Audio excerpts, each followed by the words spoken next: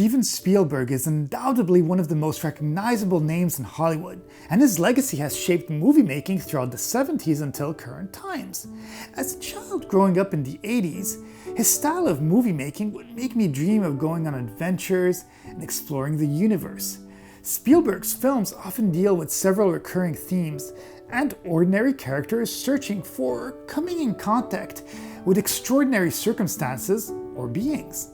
Spielberg has often mentioned the fact that he has a big interest in the possibility of extraterrestrial life and how feeling like an alien during childhood, combined with the interest that his father had for science fiction and the fact that he believes that aliens would not travel light years to conquer a planet, made him want to share that knowledge and instead spread a word of alien curiosity and sharing of knowledge. Steven Spielberg's film brand is often family-friendly oriented and portrays a childlike sense of wonder and faith. His films often portray low-height camera tracking shots which have become one of Spielberg's directing trademarks. This kind of camera work was even used in Jaws, as the water was often filmed from a low perspective, mimicking the perspective of someone swimming. After enjoying a string of successful movies in the 70s by directing a bunch of TV movies, directing the first ever summer blockbuster Jaws, and exploring aliens and Close Encounters of the Third Kind, Spielberg teamed up in the early 80s with Star Wars creator George Lucas on an action-adventure film and directed Raiders of the Lost Ark, which was the first movie of the Indiana Jones franchise. This film was considered a homage to the cliffhanger serials of the golden age of Hollywood. It became the biggest film at the box office in 1981 and received many Oscar nominations, including Best Director and Best Picture. Raiders of the Lost Ark tells the story of Indiana Jones, portrayed by Harrison Ford, who is battling a group of Nazis searching for the Ark of the Covenant. Battling against a snake phobia and a vengeful girlfriend, Indiana Jones has to face many obstacles in order to stop his enemies from conquering the world. The movie is a roller coaster and shows Dr. Indiana Jones often making hair-breadth escapes as well as taking its audience on many exotic travel locations. Critics of the time stated that two things made Raiders of the Lost Ark such a technological triumph. One, its sense of humor, and two, the droll style of its characters, making its audience laugh in surprise, in relief, in incredibility, and the movie ability to pile one incident upon another in an inexhaustible series of inventions. A year later, in 1982, Spielberg returned to the science fiction genre with E.T., the Extraterrestrial. The concept of this movie was based on an imaginary friend he had created after his parents' divorce in 1960. This movie shows another theme that Spielberg talks about in his movies, and that is the tension in parent-child relationships. In E.T., Elliot's mother is divorced and shows probably the most autobiographical theme from Spielberg's life, since he was affected by the absence of his own father. Furthermore, many protagonists in his films often come from families with divorced parents. Even in Indiana Jones and The Last Crusade, it is revealed how Indy has a very strange relationship with his father, who is a professor of medieval literature, and presents a father who seemed more interested in his work than his own son, and doesn't seem to realize or understand the negative effect that his aloof nature had on his son. E.T. came about after Spielberg met with Matheson, the writer of the future E.T., the script, where he was able to use ideas from an unproduced movie project that Spielberg had in the late 70s called Night Skies, when Columbia wanted a sequel to Close Encounters. Even though he wasn't interested in doing a sequel, he also didn't want them to film a sequel without him like they had done with Jaws, so he came up with a horror film treatment for a Close Encounter follow-up, initially entitled Watch the Skies. He had based the story on the Kelly Hopkinsville encounter where a Kentucky family claimed that they had been terrorized by gremlin-like aliens.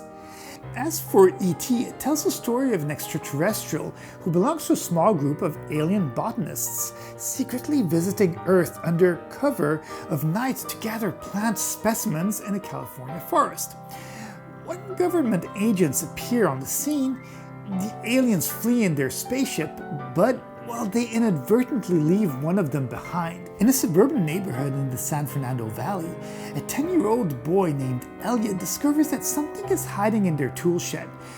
Both the alien and Elliot are scared of each other at first, But this initial scare becomes one of the quickest and best friendships.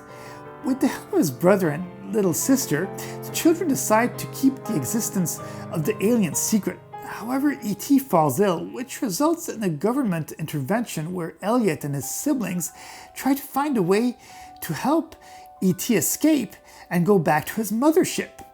This movie became the top grossing film of all time and was nominated for 9 Academy Awards, including Best Picture and Best Director, winning 4 of them.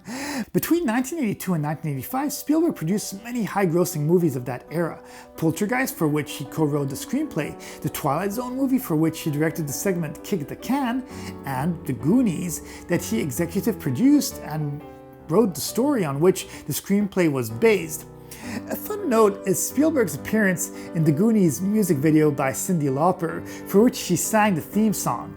And we can't forget Back to the Future, which, as you well know if you follow my channel, is my top favorite movie of all time. In 1984, he directed the feature Indiana Jones and the Temple of Doom. Not wishing to feature the same villains as in the previous film, George Lucas, who was executive producer and writer, decided to make this movie a prequel. The filming of this movie was plagued with uncertainty for the material and script.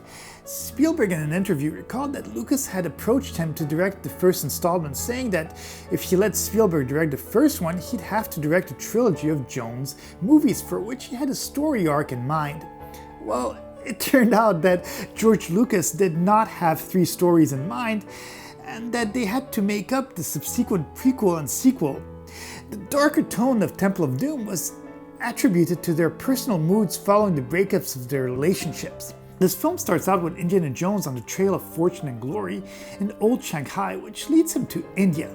Once on the premise, Jones is asked by desperate villagers to find a mystical stone and rescue their children from a cult practicing child slavery, black magic, and ritualistic human sacrifice in honor of the goddess Kali.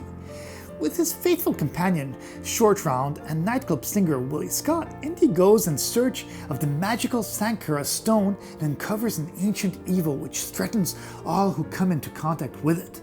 Due to this movie's dark tone, and also the fact that he produced another semi-dark toned film named Gremlins around that same period, led to the creation of the PG-13 rating due to the higher level of violence in films targeted at younger children. Despite mixed initial reviews, the film was a huge blockbuster hit in 1984. In 1985, Spielberg released The Color Purple, an adaptation of Alice Walker's Pulitzer Prize-winning novel of the same name.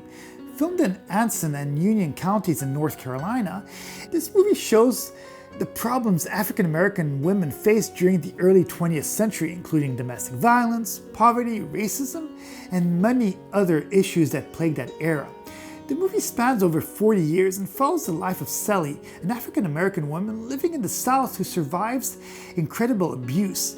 After being forced into a bad marriage by her father, things go from bad to worse, leaving Sally to find companionship wherever she can. She keeps her head high and holds on to her dreams of one day being reunited with her sister in Africa. The Color Purple was different to Spielberg's usual popcorn flicks and was praised for its foray in the dramatic genre. The film received 11 Academy Award nominations, including one for Whoopi Goldberg and another one for Oprah Winfrey.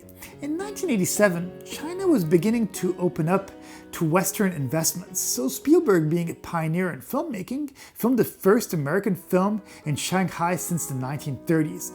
The movie that he did was an adaptation of J.G. Ballard's autobiographical novel Empire of the Sun, starring John Malkovich and a very young Christian Bale that was just as intense as a child as he is as an adult.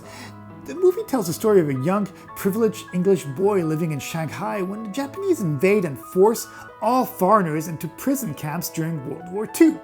Jamie is captured with an American sailor named Basie, who looks out for him during their time in the camp. This movie is such a beautiful depiction of that era. Even though the subject is serious and some of the scenes are pretty sad, Christian Bale really manages to show wartime and camp through the eyes of a young, growing boy, providing a beacon of hope for the other held captives with him. This movie was nominated for several Oscars, even though it wasn't a massive box office hit. In 1989, Spielberg returned to blockbuster movies by directing Indiana Jones and the Last Crusade. This was another team-up with Lucas and Ford. Spielberg also cast Sean Connery as Indy's father. This movie was filmed in Italy, West Germany, Jordan, the UK, and the United States. For this adventure, Indiana Jones is on a quest to rescue his father, a medievalist who has vanished while searching for the Holy Grail. Indy starts out his journey in Venice, where he recruits a beautiful academic as they set out on their trail. Complications arise when old enemies come out looking for the Holy Grail themselves. The reason that Spielberg accepted to direct this movie was because he had promised Lucas that he would direct a trilogy of Jones movies. But later Steven Spielberg admitted that he was consciously regressing in making the film and had to pass on opportunities to direct Big and Rain Man in order to film Indiana Jones and the Last Crusade. This movie was again a box office success. The last movie of the 80s decade that Spielberg directed was a movie called Always. This was Steven's first romantic film and actually only had moderate success with mixed reviews. The movie is actually a remake of the 1943 romantic drama A Guy Named Joe, which was set during World War II. In this remake, the setting is changed to more modern times and follows the story of a recently deceased expert pilot who mentors a newer pilot while watching him fall in love with the girlfriend he left behind. The 80s was definitely an amazing decade for the director. It really showed enormous growth for him as a director, and as well as establishing him as one of the leading producers in Hollywood, working on many movies at the same time. What I've always admired in his movies is the general optimism found in them, almost like looking at life with the eagerness and happiness of a child. I really hope that you enjoyed this video. Please be sure to subscribe and hit the like button. In the next video, I will focus on Spielberg's career in the 90s.